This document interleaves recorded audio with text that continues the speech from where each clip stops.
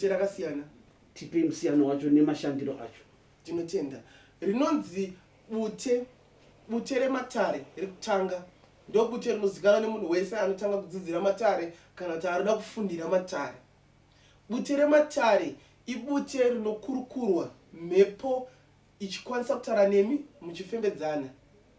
Ndo bute rakareruka rinobikwa nechambwa cheMozambique. Chambwa cheMozambique ndo chatinoti ivhu chinobva kuMozambique.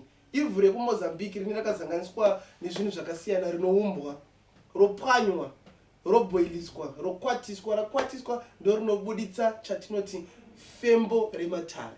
Fembo rematare ndo rinoti kana pese panotura mhepo, kana kuti muda kusvitsa mhepo igere pakati peropa renyu, kana kuti muda kukumbirira munoshandisa bute rematare. Kusvitsa mhepo ndezvekuti nhasi uno muri kukurukura masviko muna Sahwira muda kubatsirwa. Sahwira anosvikwa nechambwa nefembo.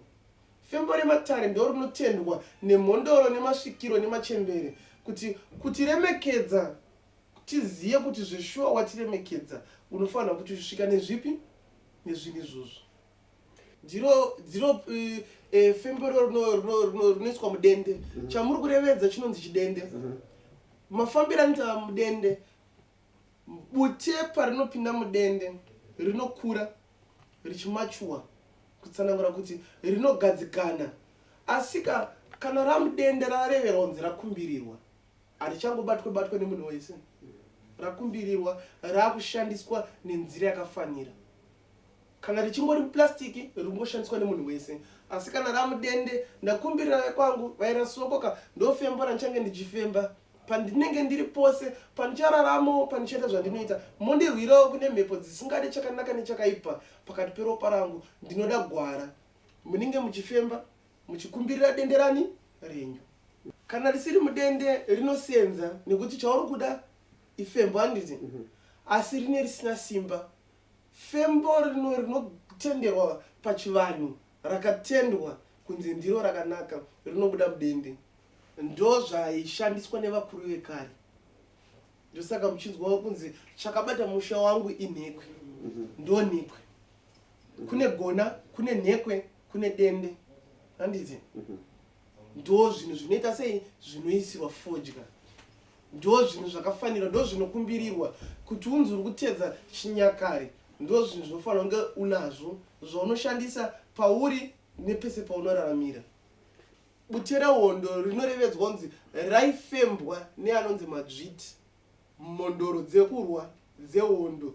Panoreverwa navakuru kunzi toda machinda anorwa Hondo, ndo vaifamba mukati mematondo nemasango vachinoshava, vachinorwa Hondo, vaishandisei fembo reHondo.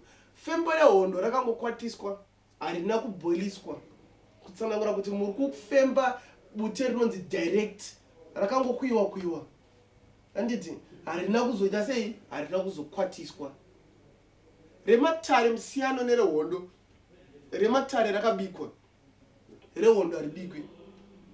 Rinongoutsiwa richipwanywa, rongofembwa rakadaro.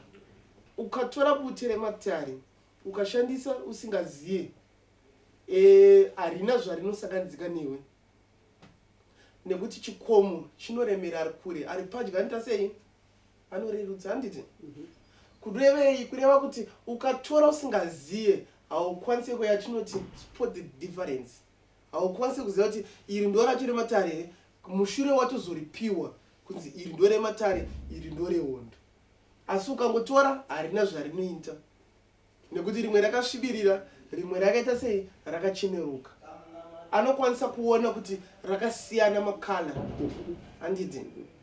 Rakasvibirira ndo rakabikwa. Rakacheneruka ndo rakaita sei? Ndo reHondo. Asi paanofemba anonzwa kuti iri riri strong, iri harisi strong. Ndo mupatsanuri wayo.